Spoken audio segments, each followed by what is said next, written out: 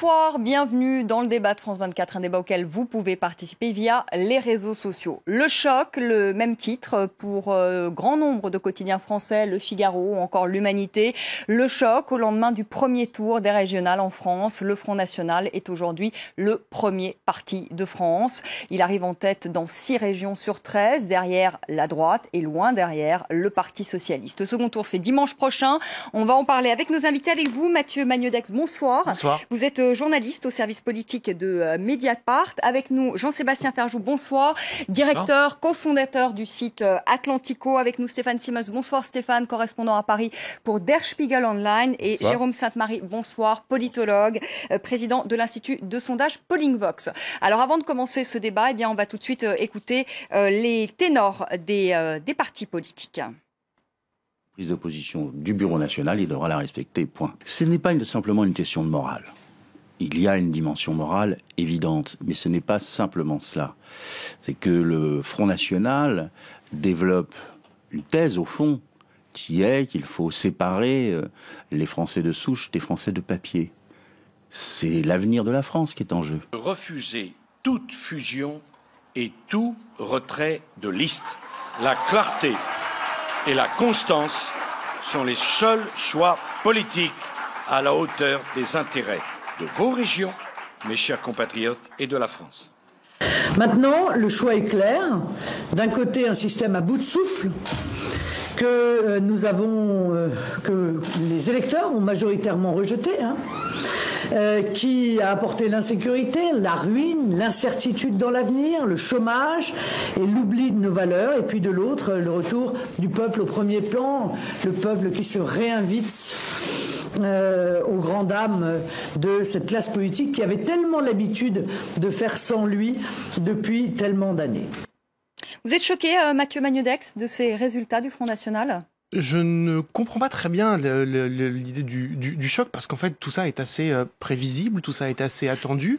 Ce qui se passe en réalité, c'est que, pour ma part, je suis allé en reportage ces dernières semaines et je suis pas précisément choqué. Le choc, je l'ai plutôt eu en rentrant de reportage ces dernières semaines, et donc hier soir, je m'attendais absolument à ce qui s'est passé.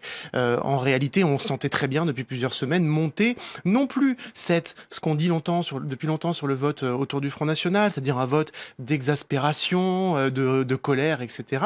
Mais vraiment ce sentiment chez beaucoup de citoyens, un peu partout en France, c'est vrai qu'on s'est baladé un peu partout, de dire maintenant c'est possible, maintenant on peut passer un niveau supérieur, et finalement, c'est vraiment ça que ce vote a traduit. Le Front National, il n'y a pas juste le fait que les électeurs se sont beaucoup mobilisés, les électeurs du Front National cette fois-ci, ce qui est vrai, il y a aussi le fait que le Front National a clairement augmenter son capital électoral, ne serait-ce que depuis les dernières départementales, ne serait-ce que depuis il y a quelques mois, en profitant du contexte politique, en profitant évidemment des attentats, en profitant aussi de ce qui s'est passé autour des réfugiés. Finalement, la réalité est venue confirmer pour beaucoup de gens, finalement, ce que le Front National disait. Le Front National s'est retrouvé dans une situation où, en fait, son discours qu'il porte, qui est un discours très clairement qui, en fait, insiste énormément tout le temps sur l'immigration, quel que soit le sujet évoqué, par exemple, qu'on parle d'économie ou d'autre chose, eh bien là, finalement, beaucoup de gens se sont dit « Ah ben voilà, là j'ai une vision du monde qui correspond à ce qui se passe ».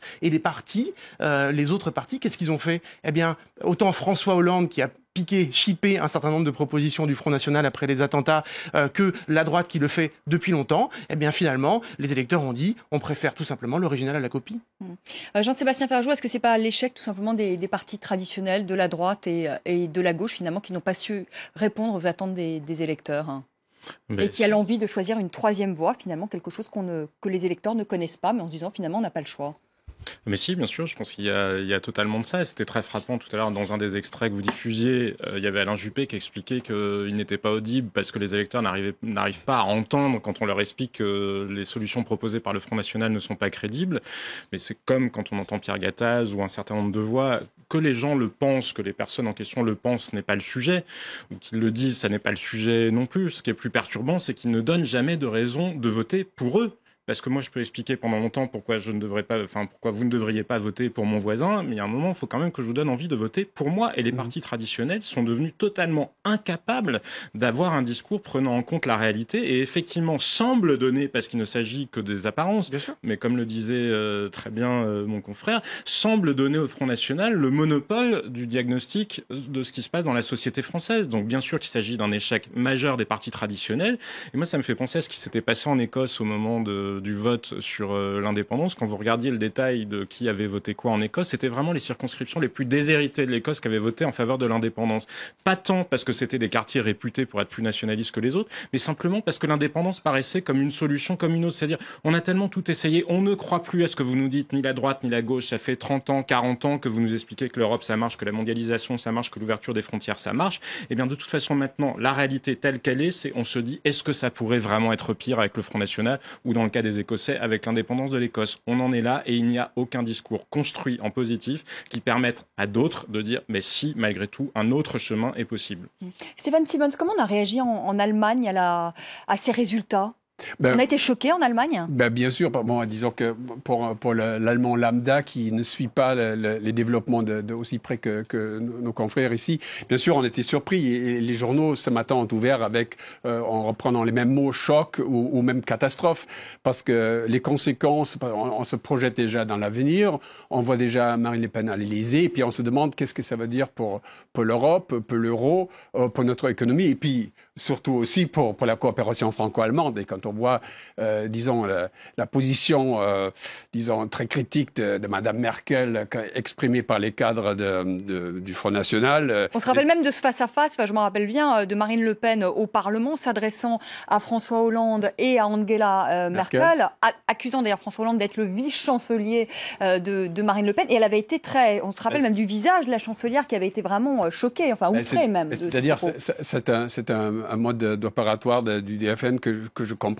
mais parce que les Allemands, qui veulent dominer la France, qui veulent la soumettre au diktat de Berlin, c'est affreux. Enfin, ça fait remonter tous les mauvais sentiments. Alors, du coup, son succès, le succès du Front National en France a été pris avec une grande surprise, un grand choc. Ceci dit, je suis d'accord avec Mathieu et Jean-Bastien, c'était un choc qu'on a vu venir prévisible depuis longtemps.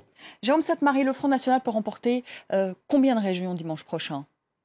Alors, au vu des sondages qui ont été faits sur les seconds tours, or les sondages pour les premiers tours sont révélés assez précis dans ces deux régions. Oui, pour une fois, les sondages ne se sont pas trompés, il faut le dire. Et donc, dans le Nord Picardie et en PACA, vous avez des seconds tours qui avaient été faits avant le premier tour et qui montraient égalité ou léger avantage, en l'occurrence à Marine Le Pen. Je crois qu'en réalité, ces deux régions, même en cas il y aura des duels, et ces deux régions sont très probablement gagnées par le Front National. On a vu lors des municipales ou des départementales que lorsque le Front National a une chance de l'emporter, ça fait venir pas mal d'électeurs qui ne sont pas... Donc ça peut booster en fait les électeurs. Qui ne sont pas mobilisés exactement au premier tour et qui vont aller voter. En plus, ces retraits amènent des gens de gauche à devoir voter pour une droite parfois assez dure comme en PACA.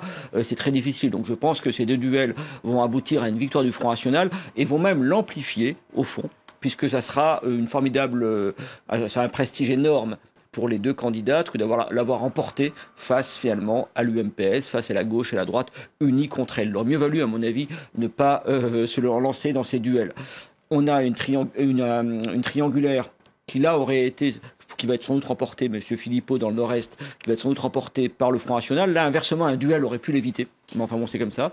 Et donc, on est déjà parce que le candidat socialiste se maintient en Alsace. Voilà, on est déjà à 3 régions sur 12 régions métropolitaines. Et il y en a encore une ou deux. Je pense par exemple à la Bourgogne-Franche-Comté, peut-être Centre-Val-de-Loire éventuellement. Enfin, il peut y avoir un accident dans une 4e ou une 5e région. Donc, on peut se retrouver avec une région sur 3 en métropole qui sera dirigée par le Front National. Ce sera un choix en toute conscience des électeurs. Ce ne sera pas un accident électoral comme le 21 avril 2002. Mathieu Magnodex, mais finalement, dans le fond, est-ce que c'est pas une bonne chose que ce Front National soit confronté finalement à l'exercice du pouvoir? Finalement, les électeurs le veulent, qu'ils aient le Front National et que le Front National soit confronté à l'exercice du pouvoir, parce que finalement, on le diabolise à outrance. Finalement, de le voir dans l'exercice du pouvoir, est-ce que c'est pas la meilleure confrontation? D'abord, je pense qu'il ne faut pas passer d'une situation où où finalement on dit le FN n'arrivera jamais au pouvoir, ah tiens, ça y est, aujourd'hui, ça y est, les portes du pouvoir leur sont ouvertes. Le Front National, aujourd'hui, c'est une réalité dans le tripartisme un peu bizarre qui se crée. Eh bien, le Front National reste quand même un parti que beaucoup de gens ne veulent pas voir arriver au pouvoir, et c'est un parti qui, même si dimanche soir, il a un certain nombre important, plusieurs dizaines, voire même, on verra, de conseillers régionaux. C'est un parti qui manque de structuration, c'est un parti qui manque de cadre, c'est un parti qui manque. Donc, tout ça va prendre du temps également. Par contre, moi, je crois que le principal problème, et j'imagine qu'on reparlera après peut-être de la gauche ou du pouvoir dans cette configuration, mais d'abord, la principale question posée là ce soir, Hervé Mariton l'a dit dans l'extrait que vous avez passé tout à l'heure, c'est d'abord pour la droite. La droite se retrouve dans une situation complètement prise en étau comme ça, avec quand même une situation très compliquée où aujourd'hui le vote utile pour bloquer la gauche, c'est le Front National dans plein d'endroits et plus la droite. Donc, alors que François Hollande quand même est à des sommets d'impopularité, alors évidemment les attentats ont peut-être changé la donne temporairement, mais est-ce qu'il en sera de même au moment de la présidentielle ? C'est incompréhensible que le principal parti d'opposition n'arrive pas à capitaliser sur tout ça. Mais c'est la stratégie de Sarkozy qui n'a pas marché. Ouais. Qui s'est même retourné contre lui d'une certaine manière. Parce qu'il faut le dire, il a siphonné en 2007 les voix du Front National et aujourd'hui le Front National siphonne ses voix. Il voudrait faire un encore et puis ça n'a pas marché. Je pense que c'est probablement plus compliqué que ça parce qu'il y a les lignes politiques en tant que telles et puis après il y a la manière, il y a l'exécution quand même. Donc on ne peut pas dire que Nicolas Sarkozy soit au mieux de sa forme ou que sur la forme précisément il soit aussi bon que ce qu'il pouvait être en 2007. Parce que quand vous regardez les régions où les têtes de liste étaient centristes, les centristes sont dans une sous-performance absolue. Que ce soit justement en Bourgogne-Franche-Comté dont vous parliez, que ce soit dans la région centre, enfin c'était des têtes de liste centristes, le candidat FN dans la région centre, personne n'en a jamais entendu parler.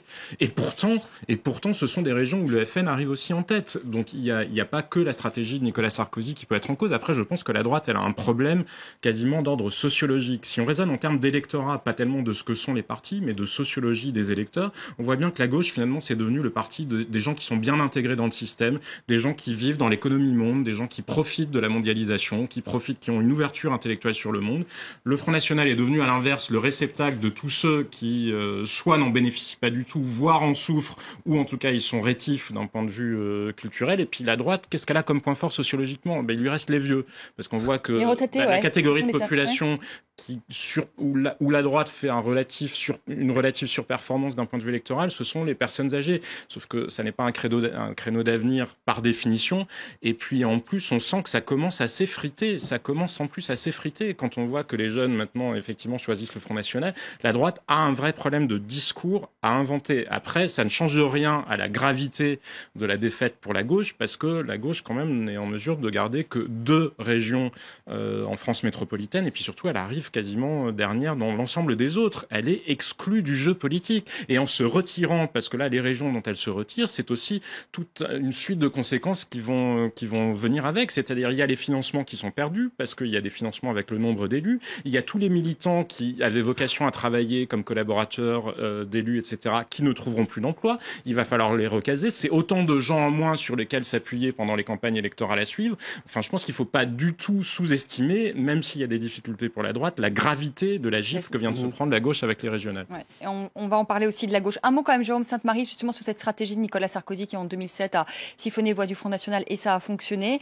Et aujourd'hui, le Front National qui va pêcher dans les voies de la droite. Oui, on touche au fond, puisque le problème de Nicolas Sarkozy, c'est d'avoir fait une campagne transgressive et d'avoir récupéré des thèmes, notamment sur l'identité nationale, qui correspondaient bien à ce que pensaient beaucoup de Français, notamment des Français à droite, et d'avoir récupéré comme ça plus du tiers des électeurs du Front National. Le problème, c'est pas sa campagne de 2007, le problème, c'est son quinquennat. C'est-à-dire que sur le quinquennat, effectivement, il est resté dans les rails européens, et il a été confronté, donc, il est allé assez peu, finalement, au bout de sa logique. On l'a vu sur différents dossiers, comme les Roms, par exemple. Et on a eu cette illustration sur un événement qui est fondamental dans la situation politique actuelle. Cet événement fondamental, ce ne sont pas les attentats du 13 novembre. C'est la crise des migrants ou des réfugiés de l'été. Là, c'est un domaine, si vous voulez... Ça a eu plus d'impact encore que les attentats. Les attentats n'ont fait que illustrer en quelque sorte, que développer ce que les Français avaient perçu à ce moment-là. C'était extrêmement important comme moment parce que ça touche à tout, l'affaire des migrants ou des réfugiés. Ça touche bien sûr à l'Europe, ça touche à l'économique, à la concurrence sur l'emploi, ça touche à la protection sociale, ça touche à la sécurité et ça touche à la souveraineté. Et si vous voulez, il y a plein de Français qui disent, bon, il y a 5 millions de chômeurs, c'est terrible, on en souffre, mais ils sont pas sûrs ils ne voient pas très bien si le pouvoir pourrait ou ne pourrait pas faire quelque chose. Inversement, avec l'affaire des réfugiés ou migrants cet été, là, les Français se sont dit, mais alors l'État n'est même pas capable de maintenir ouverte ou fermée une frontière. Là, on touche au régalien, à quelque chose qui, a priori, est possible encore aux yeux des Français pour le politique. Et en plus, c'était aggravé par le fait que la décision d'ouvrir ou de fermer n'était pas prise de fait en France, tout le monde le sait bien, mais était prise à Berlin. Et donc là, ça a été une forme d'illustration de la vision du monde du Front National très éloquente. Plus de 50%. Et je finirai par là. Là-dessus, la gauche a une position assez claire, c'est suiviste par rapport à l'Allemagne en l'occurrence, le Front National très clair, et la droite a hésité. Parce qu'elle a essayé de prendre en compte ce que pensaient ses électeurs, mais sans aller contre les engagements européens de la France, mais c'est impossible. Et je pense là-dessus d'ailleurs que la droite fait face à un problème dramatique qui est le calendrier de la primaire qu'elle s'est choisie, parce que ça sera en novembre prochain, mais ça veut dire que pendant un an encore, on va avoir une droite qui est incapable de trancher entre une ligne politique et une autre, incapable de trancher entre un leader ou un autre, et donc pendant un an, ça va être la confusion. Alors certes, il n'y aura pas d'élection pendant ce temps-là, donc ça ne sera pas validé pendant ce temps-là, mais enfin derrière, une fois que la primaire sera terminée en novembre prochain, il ne restera que quelques petits mois avant la vraie élection présidentielle, et ce sera très difficile de panser les plaies qui seront accumulées pendant tout le délai. C'est la machine infernale pour produire un deuxième tour François Hollande-Marine Le Pen est en marche. Stéphane Simons, sur l'Europe, justement, parce qu'on parlait de la question des réfugiés avant de rendre l'antenne, Matteo Renzi, donc, qui est le président du Conseil italien, a appelé l'Europe à se réformer et à avoir une stratégie après donc, ces résultats du Front National. Il y a un problème là aussi de cohérence, de rejet finalement de l'Europe qui explique aujourd'hui aussi la montée des populismes en Europe et particulièrement aussi en France. Oui, certainement, parce que disons l'avance du Front National n'est pas pour une fois, c'est pas une exception française, mais on voit cet avancement dans tous les pays, y compris la Suisse et même les États-Unis. L'Allemagne est plutôt assez. Alors, si, faut enfin. Protégé. Non, on n'est pas à l'écart. Vous avez le mouvement Pediga qui n'est pas un parti politique, mais qui a énormément d'impact sur la politique, et en plus qu'on a eu énormément d'attentats et sur des immigrés, il y a énormément d'attaques, plus que 300 attaques sur des maisons où ils étaient casés. Donc, non, on se trouve dans la même formule. Et jusqu'à là, l'Europe n'a pas su donner une réponse cohérente à ce problème. Et Merkel continue à faire marche seule. Oui, l'Allemagne a quand même accueilli près d'1 million, je sais pas quel... 1 million de réfugiés. 1 million de réfugiés. 1 million. Pas exactement le nombre de réfugiés accueillis en France. Allez, on fait une petite pause, le temps du rappel des titres, et puis on parlera du second tour, parce que finalement, c'est ce qui nous intéresse aujourd'hui. Quelle stratégie donc pour le second tour? On parlera donc du Front National. Est-ce qu'ils ont encore des réserves du voix du côté des abstentionnistes? La stratégie de la droite, la stratégie de la gauche, c'est dans un instant. Mais avant cela, le rappel des titres.